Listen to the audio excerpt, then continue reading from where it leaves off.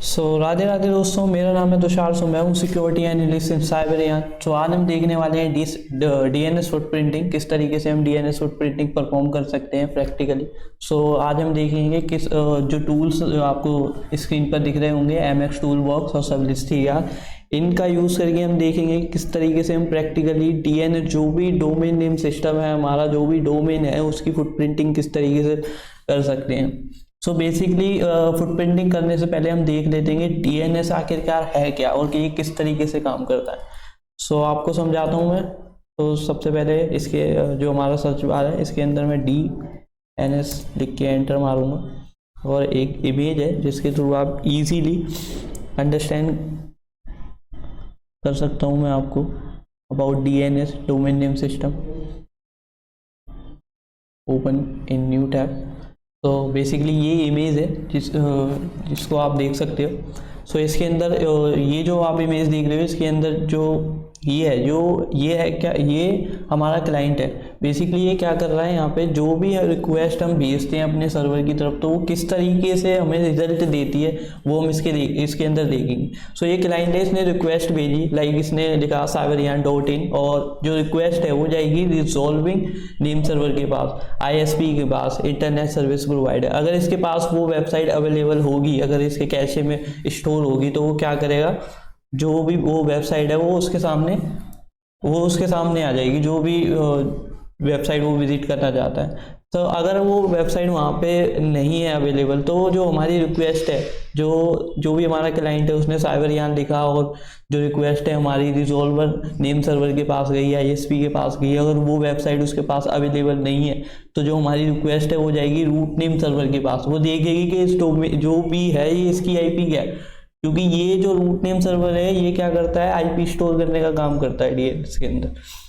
जो भी IP है जो इसको फाइंड मिल जाएगी, फिर उसके बाद जो रिक्वेस्ट जाएगी वो जाएगी टॉप लेवल डोमेन के पास, top level domain name server के पास। इसके अंदर क्या है, बेसिकली जो हमारे डोमेन्स हैं वो इसके अंदर दो कैटेगरी में बटे होते हैं, generic and country wise. Generic के अंदर क्या है, .com, .net, .org ऐसे जो डोमेन्स है वो आ जाते हैं, और कंट्री वाइज के अंदर .in for India, .pk for Pakistan, .us for United state, इस तरीके से बटे होते हैं। जैसे ही हमें मिल जाएगा कि हाँ .in cyberyan.in यहाँ पे हमें मिल जाएगा तो उसके बाद जो रिक्वेस्ट जाएगी वो जाएगी ऑथोरिटेटिव नेम सर्वर के पास, DNS होस्टिंग प्रोवाइडर, जो भी हमारा होस्टिंग प्रोवाइडर है, GoDaddy हो गया, होस्टिंगर हो गया, जो सर्विसेज प्रोवाइड करते हैं, उसके पास जाएगी। फिर जो हमारी रिक्वेस्ट है वो जाएगी DNS रिकॉर्ड्स के पास। बेसिकली जो भी हमारा डोमेन नेम होता है उसकी जो इन्फॉर्मेशन होती है वो हमारे DNS रिकॉर्ड्स के अंदर स्टोर होती है।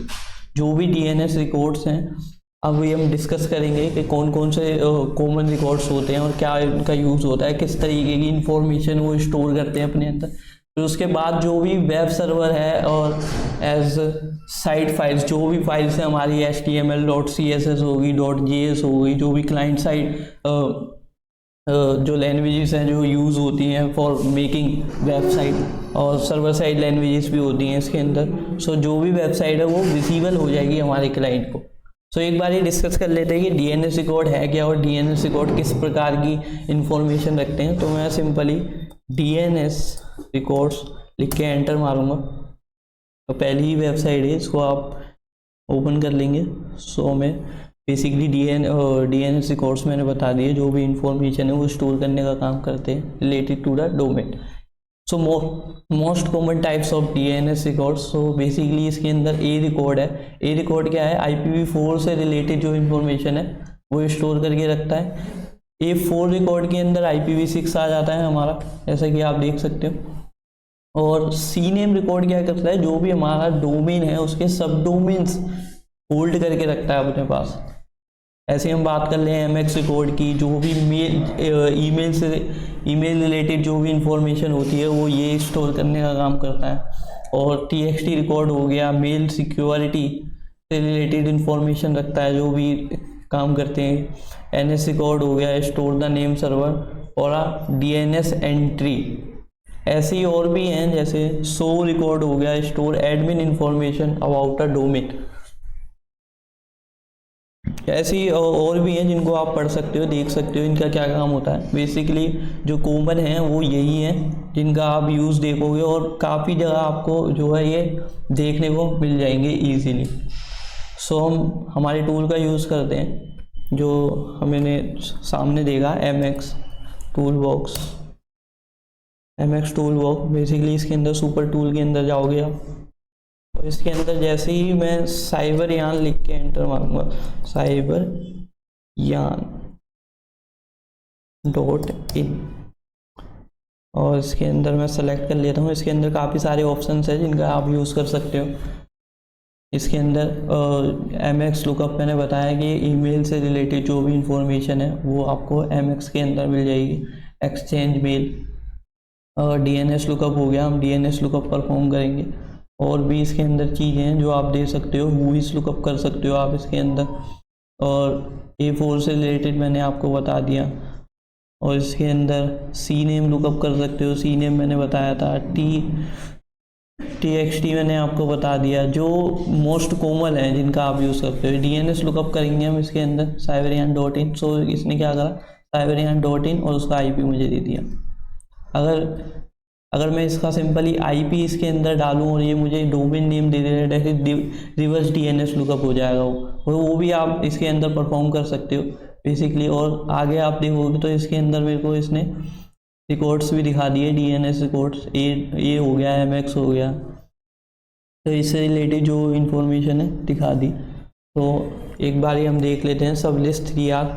जो सब लिस्ट 3R बेसिकली क्या करता है, जो भी सब डोमेन्स है हमारे, जो भी डोमेन नेम है, जो भी DNS है, उसके सब डोमेन्स हमें फाइंड करके देगा ये। सो एक बार ये अपनी काली मशीन में चलते हैं और देखते हैं कि किस तरीके से ये काम करेगा। ये मेरी काली मशीन है, इसके अंदर मैं पासवर्ड डाल देता हूँ एक बार।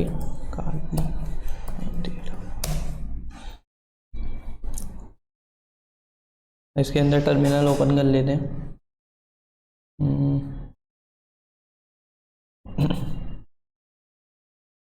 तो मैंने ये टर्मिनल ओपन कर लिया है।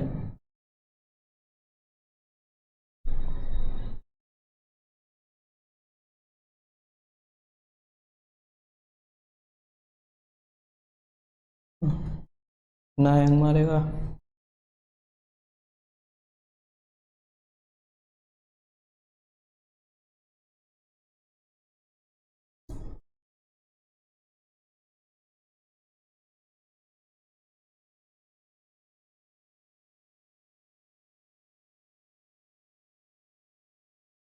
sudo su